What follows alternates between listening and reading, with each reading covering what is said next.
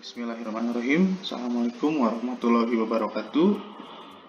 Perkenalkan, saya Reza Pratama, dosen pengampu farmakokinetik setelah sesi UTS. Nanti akan ada 4 pertemuan dengan saya ya, untuk pembahasan materi yang ada di sesi UAS ya. Dia akan ada pertemuan nanti dengan saya. Mari kita lanjutkan. Yang pertama mungkin ada referensi ya yang digunakan dalam mata kuliah ini. Kita menggunakan referensi dari karangan Sargel dan kawan-kawan ya, tentang biofarmasi dan farmakokinetik terapan ya, yang edisi ke-7 kita gunakan. Selanjutnya kita akan membahas tentang farmakokinetik of oral absorption ya, atau rute ekstravaskular. Selain rute intravena, kalau selain intravena maka akan ada proses absorpsi ya. Misalnya walaupun rutenya subkutan atau intramuskular, dia akan mengalami proses absorpsi jika diinginkan kerjanya sistemik. Jadi ekstravaskular itu identik dengan proses absorpsi ya di sini. Di sini juga ada pemberian secara ekstravaskular meliputi rute oral, sublingual, bukal, intramuskular, subkutan, transdermal, dan rektal ya. Jadi sebelum memasuki sirkulasi sistemik, obat harus terlebih dahulu diabsorpsi oleh tubuh. Ini ada gambar model seperti ini ya, yang ada di layar. Jadi ada proses tadi ya, absorpsi sampai obat masuk ke dalam tubuh ya. Bedanya dengan yang model satu kompartemen intravena bolus yang pernah diberikan di TS ya, itu prosesnya langsung disuntikan ke dalam pembuluh intravena ya. Sedangkan kalau farmakokinetik yang oral absorption atau rutenya ekstravaskular, ada proses tadi ya, proses absorpsi di fase ekstravaskular ini ya.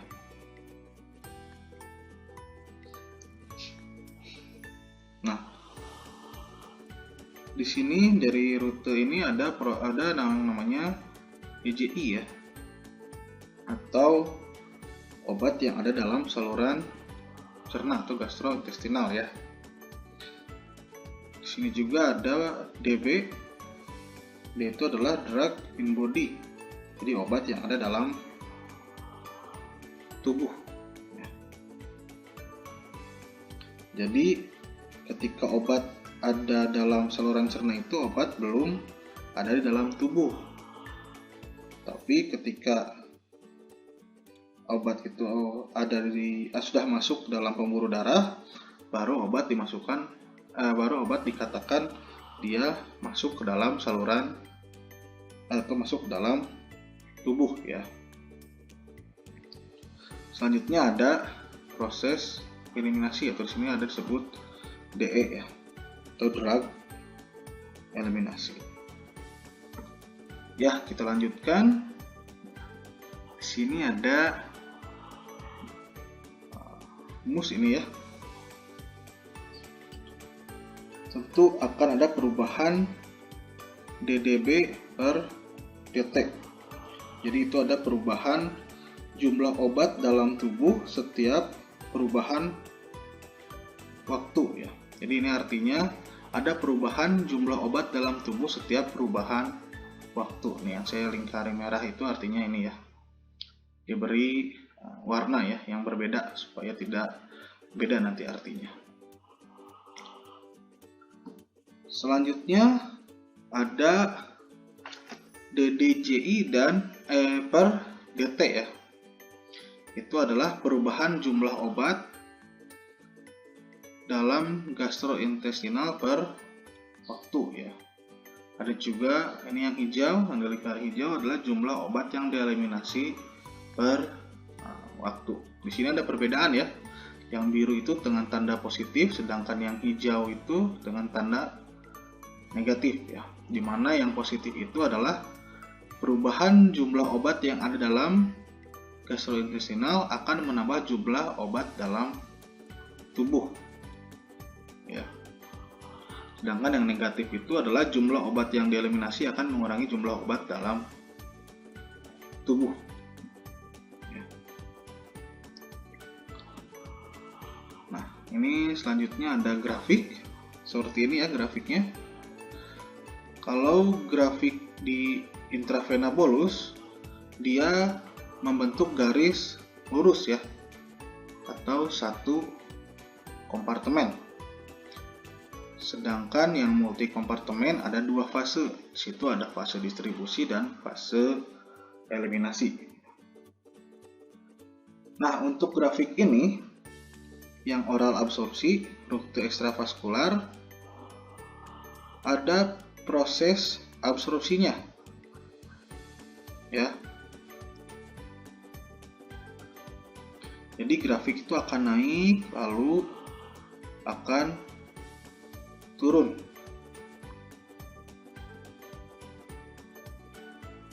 Di dalam ada ditambah dalam grafik ini ada proses tadi ya, absorpsi. Jadi setelah Cmax atau konsentrasi maksimum akan mengalami fase post absorpsi, lalu fase eliminasi. Nah, ini grafik awal ini kenapa naik? Kita lihat ke persamaannya. DDJI per DT dia lebih besar dari DDE per DT ya. Jadi obat yang ada dalam gastrointestinal jumlahnya lebih besar daripada obat yang dieliminasi dalam satuan waktu ya. Nah, selanjutnya di sini ada fase puncak ya, atau yang sama di sininya. Dengan persamaan DDJI per DT sama dengan DDE per DT ya, dimana jumlah obat yang ada di dalam tubuh dia sama dengan jumlah obat yang dieliminasi ya ini.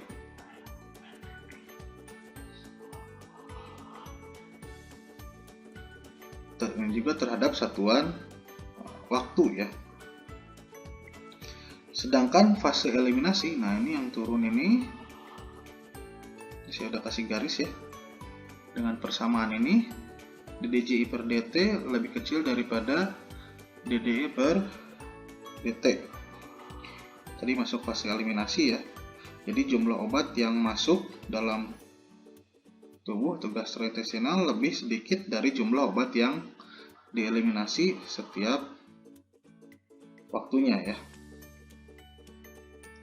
Jadi ada proses absorpsi terus naik ya, atau puncaknya kalau ada proses eliminasi ya, dilihat dari grafik tersebut ya. Jadi pengertiannya itu walaupun fase absorpsi bukan berarti belum terjadi fase eliminasi ya, tapi sudah ada eliminasi walaupun yang dieliminasinya lebih sedikit daripada yang daripada yang masuk ya obatnya di sini itu ya. Jadi di fase ini tuh bukan berarti tidak ada fase eliminasi, tapi mungkin saja ada fase eliminasi tapi jumlahnya sedikit ya.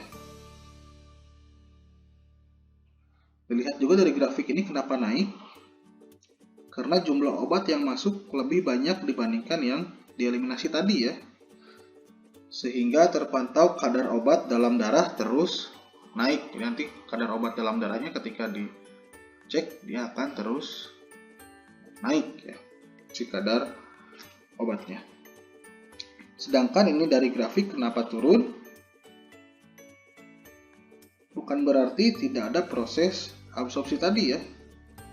Hanya saja obat yang diabsorpsi lebih sedikit daripada obat yang dieliminasi. Ya. Nah, selanjutnya ada dua model dalam absorpsi, yaitu model yang pertama itu zero order atau order 0. Ini ya.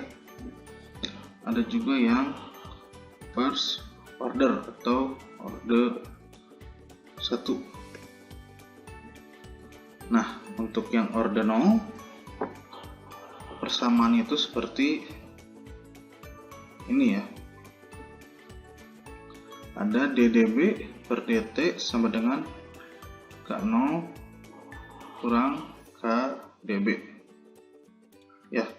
Nah, sini di K0 itu biasanya ada DB pangkat 0 itu sama dengan 1.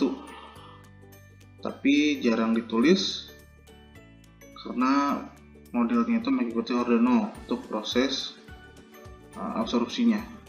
Jadi didapatkan persamaan ini CP sama dengan K0 dibagi VD dikali K kurung buka 1 dikurangi E pangkat E dikali pangkat minus K dikali T, dimana 0 itu adalah konstanta kecepatan absorpsi dan K nya itu adalah konstanta kecepatan eliminasi. Nah, ini adalah kalau modelnya itu mengikuti model order 0. Selanjutnya untuk order 1. Nah, ini gambar KA ini adalah konstanta kecepatan absorpsi tadi ya. Jadi ketika absorpsi mengikuti mode order 1, ini rumusnya ya. Ada DDJI dibagi DT sama dengan KA minus KA dikali DJI dikali F, dimana F nya itu adalah fraksi absorpsi, yang artinya obat yang ada dalam gastrointestinal tidak akan semua 100% masuk dalam darah ya. Jadi kalau misalkan F nya itu 80% masuk ke dalam maka masuk ke dalam darahnya itu nilai F nya itu adalah 80% atau 0,8. Contoh lagi, kalau misalkan F nya 70% maka 0,70. Jadi itu adalah maksud dari pengertian F ini atau fraksi absorpsi. Nah, ini rumus selanjutnya itu dan DDJI sama dengan D0 kali E pangkat K min KA dikali T, dimana D0 nya itu adalah dosis ya. Ada juga rumus DDB dibagi DT sama dengan rate in dikurang rate out atau kecepatan masuk dikurangi kecepatan keluar ya, sehingga ujung-ujungnya itu kita didapatkan persamaan oral absorpsi yang mengikuti order 1. Nah, yang ini nih.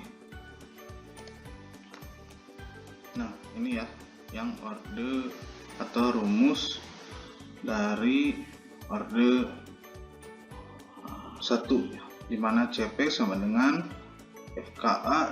F dikali KA dikali D0 ya, dibagi VD dalam kurung KA dikurang K dikalikan dalam kurung E pangkat min KT dikurang E pangkat min KA dikali T ya. Untuk KA nya itu ini adalah konstanta kecepatan absorpsi, D0 nya atau itu adalah dosis, maksudnya D0 nya adalah dosis, VD nya itu adalah volume distribusi, dan K nya itu adalah konstanta kecepatan eliminasi. Jadi yang ditulisnya itu adalah yang eliminasi terlebih dahulu. Ditulis persamaan yang absorpsi didapat grafik, selanjutnya didapatkan grafik seperti ini ya. Nah, sekarang yang lebih banyak digunakan untuk perhitungan oral itu yang mana? Perhitungan oral absorpsi. Dia adalah menggunakan perhitungan yang orde 1 ini, ya. Jadi meskipun orde 0 itu bisa saja terjadi, hanya saja absorpsi itu diasumsikan mengikuti orde 1, ya. Jadi si proses absorpsinya itu diasumsikan mengikuti rumus ini, ya, atau yang orde 1. Jadi yang persamaan orde 0 itu yang ini itu jarang digunakan, ya. Nah, jadi ini, ya. Jadi yang digunakan adalah persamaan terakhir ini, ya, untuk farmakokinetik oral absorpsi dengan kinetika orde 1, baik proses absorpsinya maupun proses eliminasinya. Ya, sekian untuk pertemuan kali ini. Nanti akan dilanjutkan ke sesi 2, ya, untuk latihan soal. Terima kasih. Assalamualaikum warahmatullahi wabarakatuh.